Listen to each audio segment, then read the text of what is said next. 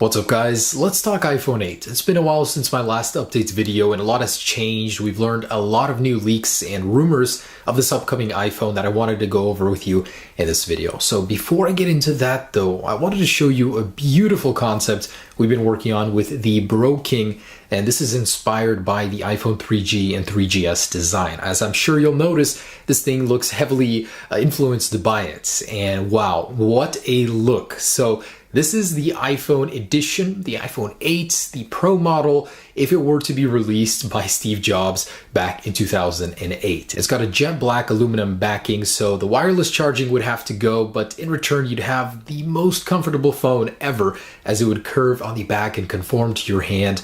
We removed these speakers from the bottom and placed them on the top of the phone, as you know, it just seems like a more logical choice. You have outwards facing speakers beaming your sound straight to you instead of into your hand where you're going to be covering it up. We do have the dual lens camera on the back. The buttons are inspired chrome-wise by the 3G again, and I gotta say it looks absolutely stunning. So major props to the Bro King. It's also got a curved display that's taking up most of the front of the phone, but without actually copying the Samsung Galaxy S8. So just wanted to share that with you guys. Let me know your thoughts down below. Worked very hard on this. Anyways, let's get to those juicy rumors. Now, the very first thing I wanted to say is this is a new camera, guys. I do apologize if things aren't set up properly. I'm using it for like the first time for this sort of video here.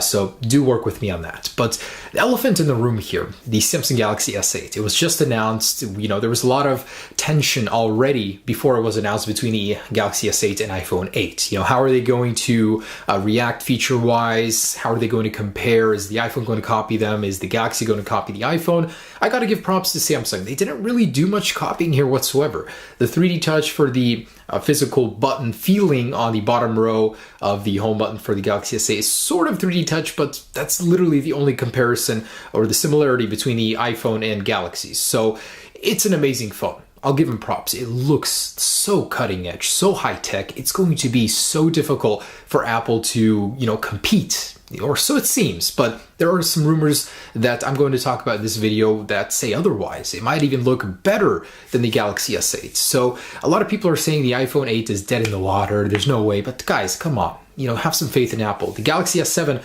looks more futuristic than the iPhone as is already, and yet the iPhone sells like hotcakes. So do have some faith in Apple here. I think they will do well despite the fact that Galaxy is kicking their ass seemingly already. Now in my mind, I have several things that Apple can do to keep ahead of the game, and these are the things that are rumored that the iPhone 8 will have. First off, a built-in fingerprint sensor in the display. So instead of putting one on the back, have one on the surface of the phone so you don't have to fiddle with that fingerprint sensor on the back of the phone like the S8.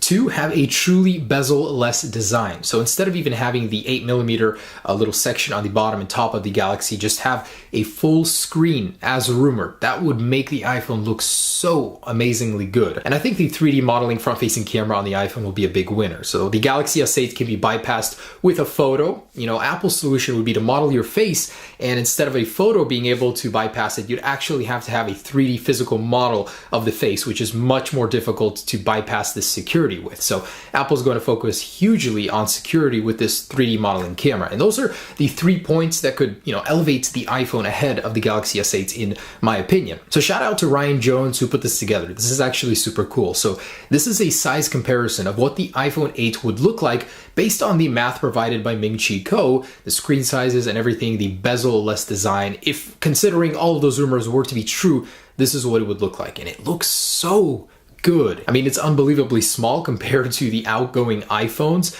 but compared to the Galaxy even, this would be a more futuristic design even. And a super cool rumor provided by Barclays analysts is saying that all three models of the iPhone coming this year will have a True Tone display. That means they'll have the sensors compatible for it and the software inside. So much like the iPad Pro 9.7, it'll basically take your color temperature of the display and adjust it to your ambience instead of just a sunset sunrise schedule currently with night shift. So I think that would be super cool. It was rumored to happen on the 7 series earlier last year. It didn't happen, so now it's going to be happening this year on the iPhone 8, and that's something I'm welcoming with open arms. And there's been word floating around on the internet about the naming again. So we already established that the iPhone 8, the high-end model, could be called the iPhone edition, but what about the iPhone 7s? The 7s just doesn't seem to stick. Starting with the MacBook, Apple killed the Air naming, the word after MacBook. Essentially, it's just MacBook now. And now most recently, the iPad series. So Apple ditched the iPad Air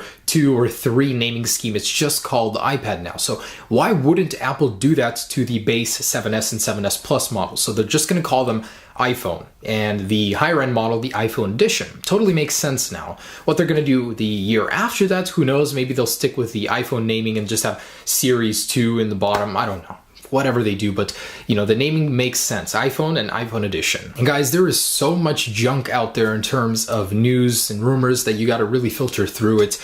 Most recently coming from iDrop News. So these guys are claiming that they spoke to a Foxconn insider that has seen a prototype of the iPhone, and they're saying 3 features have been confirmed by this guy. The fingerprint sensor will not be on the front of the phone, it'll be on the back. The back will be made of metal, not glass as rumored, and the rear cameras on the back will be vertical.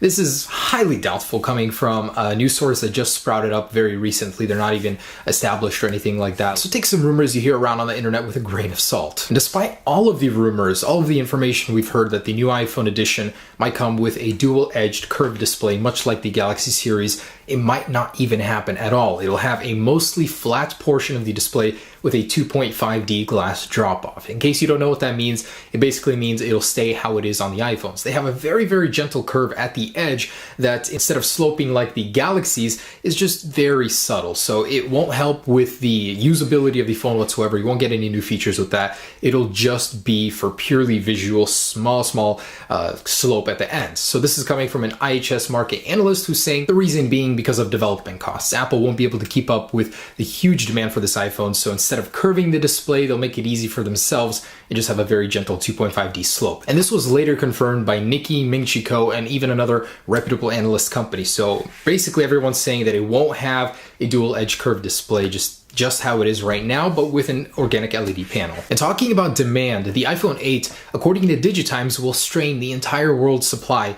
of organic LED panels. To be precise, 14%. Now, Samsung will be making these panels for the iPhone, and Apple is going to be taking 56% of their production for this iPhone. So just to give you a little bit of scale on how big the iPhone 8 is going to be this year. It's literally going to affect other businesses. A lot of other companies that make phones will not even be able to use organic LEDs because the price will go up because of, the availability of this thing is just all going to be going to Samsung and Apple mostly. So a lot of companies are going to be sticking with LCD later this year just because of this. It's kind of crazy. And this one is most likely not going to happen. It's probably fluff. Coming from ET News, they are claiming that the new iPhone will pay homage to earlier versions with a water drop-like design. So much like the concept I showed you guys, essentially it starts here and wraps around and ends up here. So very similar to an iPhone 3G like. It's probably not going to happen, but sure, it would look amazing if it did. Now the price of the Samsung Galaxy S8 may really put the iPhone 8 in trouble, as it's undercutting it by about $100, maybe even $150. Starting at about $850 to $900, the Galaxy S8 Plus, which would be in direct competition with the iPhone edition, is really going to entice some customers that don't want to dish out so much money. So it was a very good move on Samsung's part to price their flagship below the iPhone edition. Also, why the iPhone 8 will cost $1,000. We went over this in my last video, but I wanted to add another item to the list, and that would be the new sensor for the True Tone display. So among all of these features, we're going to have another page where we're going to start adding things to as more and more technologies are added and developed to the iPhone 8, or as we learn about them. The iPhone 8 might actually be heavily invested in AR technology. So Bloomberg is reporting that a lot of the new features coming with the iPhone camera are going to focus heavily on AR, such as taking a picture and then selecting the depth of focus after you do that in real time and not actually doing it digitally like most Android phones do. So it's not a new feature, but Apple would be doing it better than existing ones. So this is among other features, but basically the new iPhone will focus heavily on AR and 3D modeling in their cameras. And there might actually be some good news regarding the release of the iPhone 8 coming later this year. So Barclays analyst is actually saying that it might be releasing alongside the 7S and 7S Plus with a very limited release. So you might not even be able to get one, as it'll sell out within seconds. But he's saying that the full release with all of the devices more stock will be happening in Q4, so around December. And here's actually a really cool patent. This is in a way very similar to DeX with Samsung, where you can dock your device and run it like a desktop on a monitor. So this is sort of a dumb shell of a MacBook that you would place your iPhone in and use it as a trackpad on this device with a possible GPU built in to power the display. So this is a patent that may suggest the future with the iPhone 8 or devices past it, where you can dock them and use them as a computer with this, maybe even a separate dock. But it's really cool that Apple is looking out for this. Now, production of the A11 chip is starting this month in April by TSMC, and this is going to be the 10nm structure. It's going to be more efficient, more powerful, and matching the Galaxy. And the last thing I wanted to mention is Unicode 10.0. It could come with 69 new emojis, including a T-Rex, Dracula, mermaid, among other things. So if you guys were needing an emoji fix, that'll be coming later this year. But anyways, guys, just wanted to say thanks for watching. That's the latest on the iPhone 8. Stay tuned for more rumors. Peace.